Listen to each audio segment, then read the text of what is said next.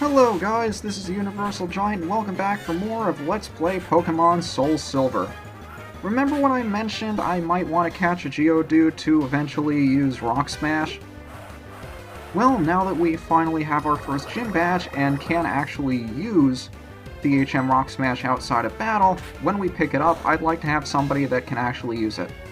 And although a few members of my team will be able to, I don't want to have that move on any of their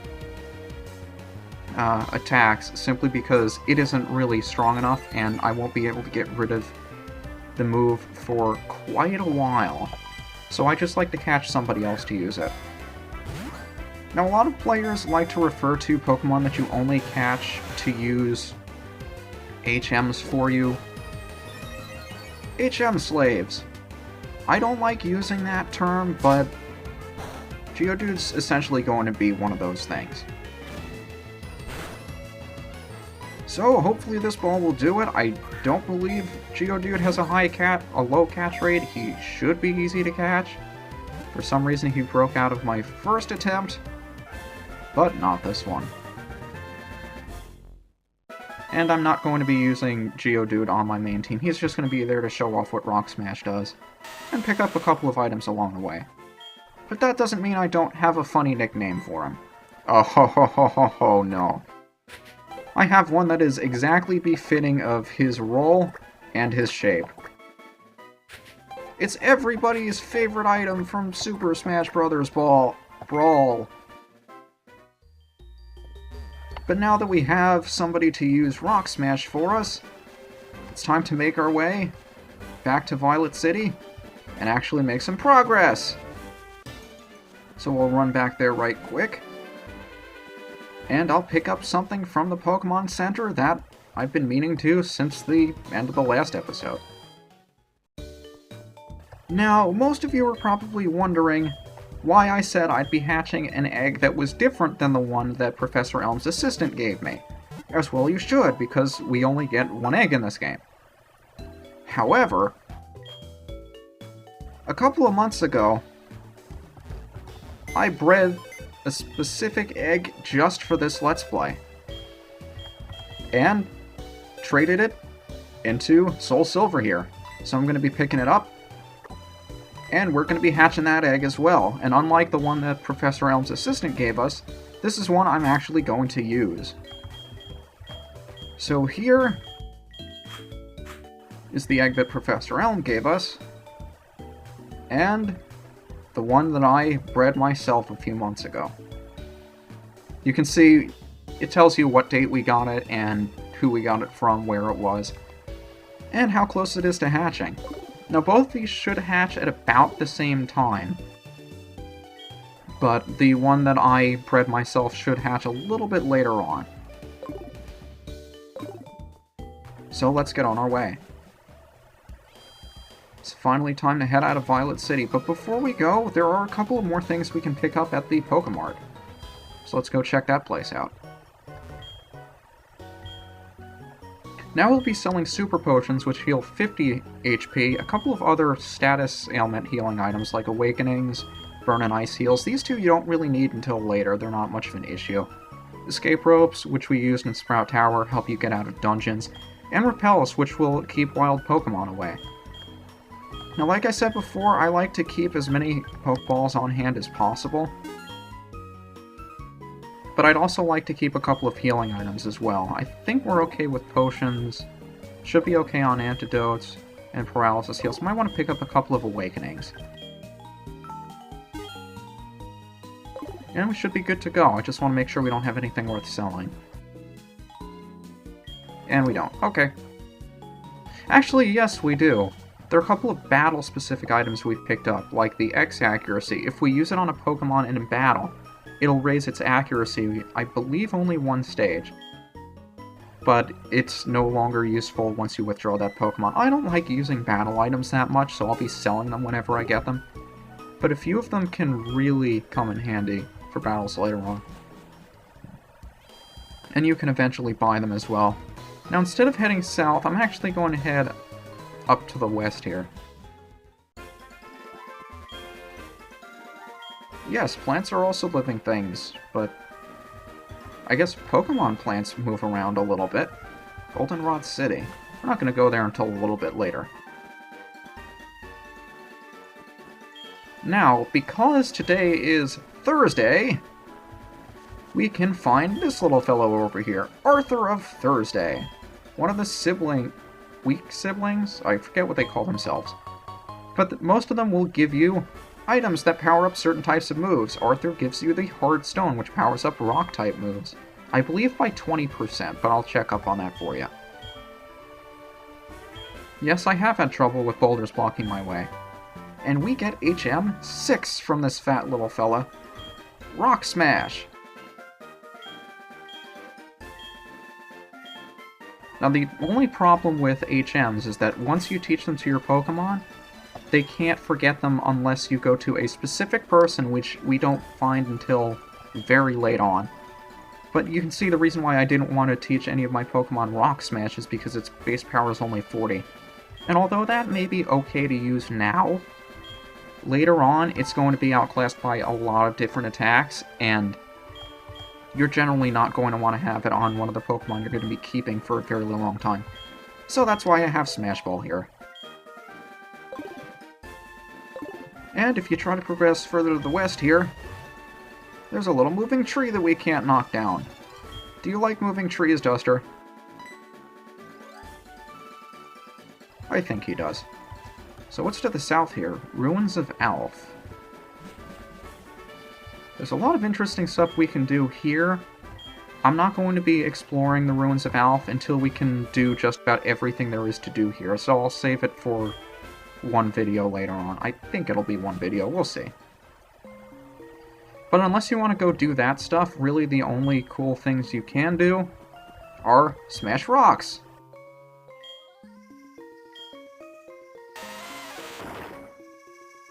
Now, occasionally when you use Rock Smash on a breakable rock, you can find an item or occasionally a Pokemon. And depending on where you are, will determine what you can and can't find here. Now, there are a couple of really interesting things you can find in the Ruins of Alph. I'm going to try to pick up a few of them. Apparently none of them are here. And a rare candy is in this rock. Nice hidden item. Not hidden very well. But a rare candy is one of the rare items that you can use to instantly level up your Pokemon. Now, these are generally not really a good idea to use early on, because it doesn't take very much to level up your Pokemon, and without going into too much detail, they get stronger if you level them up the old-fashioned way as opposed to just using rare candies. So I think what I'll do is just stand around here smashing rocks until interesting things happen. And if it takes too long for something interesting to happen, I'll just move on. There we go! Geodude, how underwhelming.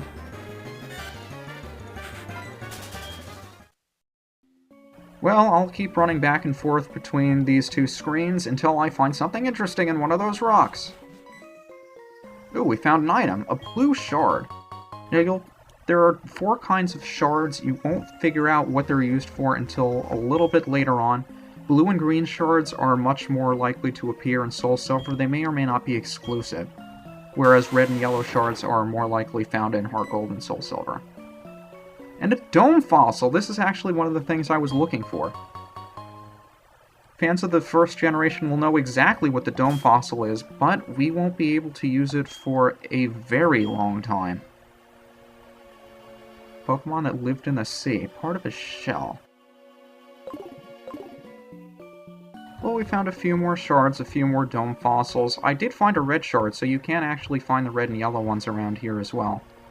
But there's a bunch of cool stuff we can check out around here. Like I said before, I'm going to save everything here until we can actually cover it all. Until then, we'll be heading off to the east over here. I believe there may be, or may not be, a hidden item over here. I kind of figured. And that rock over there looks suspicious as well, but I doubt they'd put 2 hidden items that close to each other.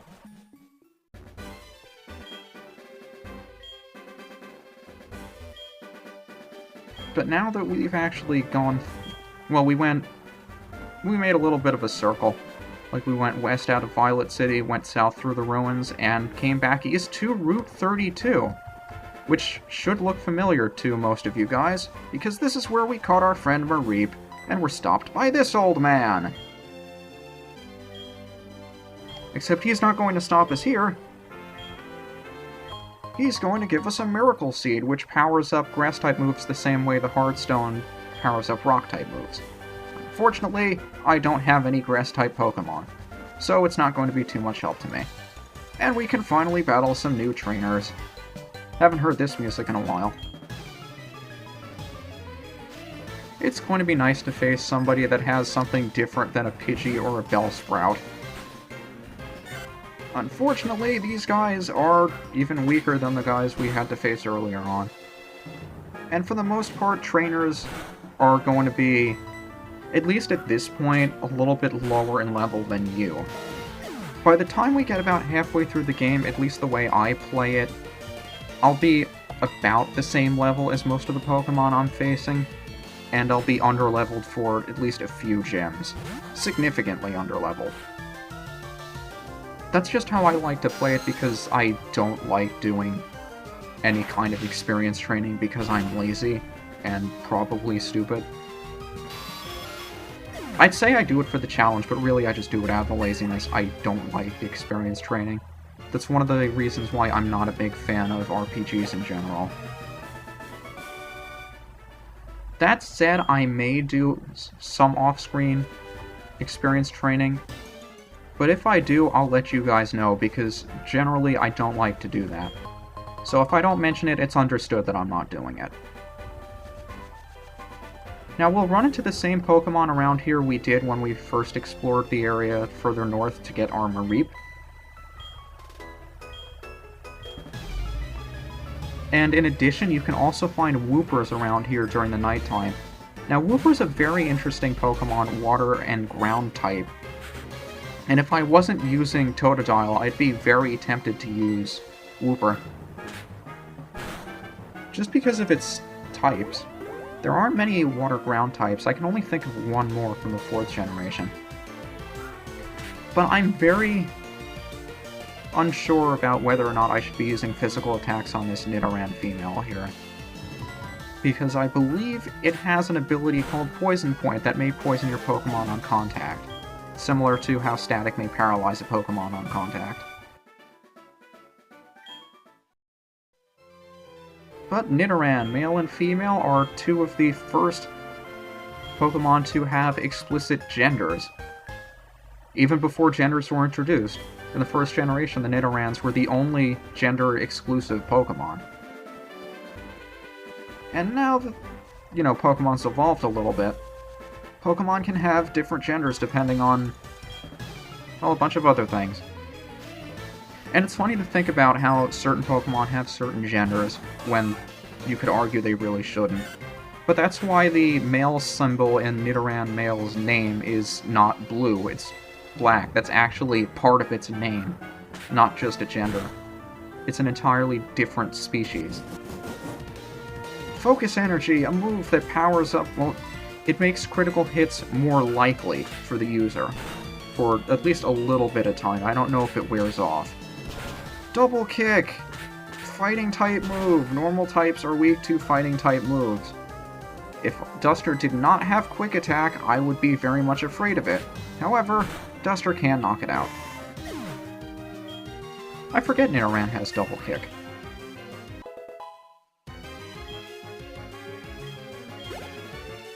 Well, it's probably time we gave somebody else a little more screen time. As much as I love Duster. We should get Crunch out here again. Sleepy was the MVP of the gym, so we might as well get Crunch out here.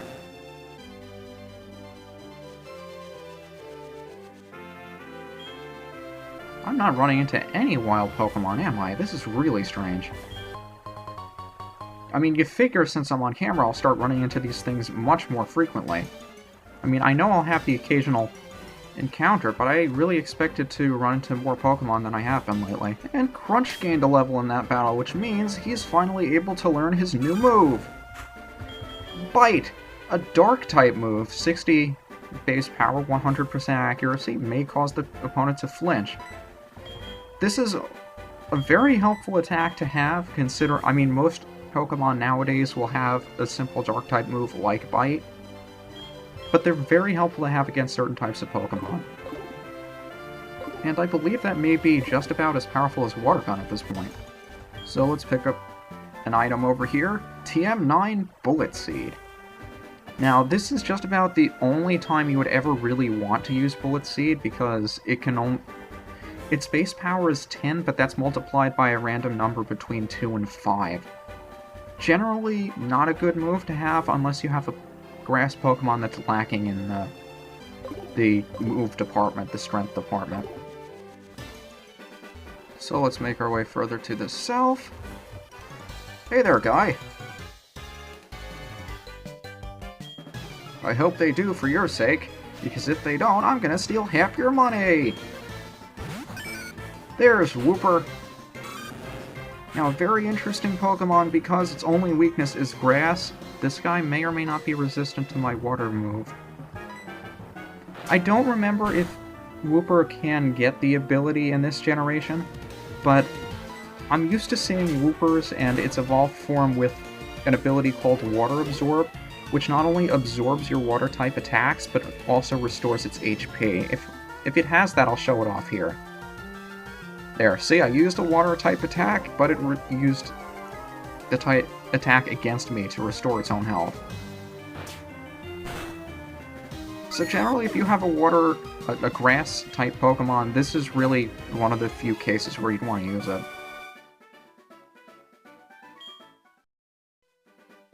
And if we head a little bit further to the south here... Hi, buddy. Slowpoke Tail, only $1 million?! I don't think I have that much money. Yeah, you would think that, wouldn't you? But there's a Pokemon Center over here, and I guess this is the perfect place to stop, so let's see who's in here to talk to. Yes, I've been picking apricorns. And for saying that we do pick apricorns, he'll give us Lure Balls. Now, Lure Balls have a higher catch rate if the Pokemon you're using them against was reeled in by a fishing rod, which would come in handy if we actually had a fishing rod, which we don't have. Maybe this guy can help us out with that. He'll give us the Old Rod, which will allow us to fish when we're standing next to a body of water. And with the Old Rod, we can only catch very common Pokemon that usually you don't want to use. A couple of people like these things, and there's one I'd recommend if you can put up with training it, but I'm not the kind of guy that likes to do that. I'll probably show it off in the next episode if I remember to.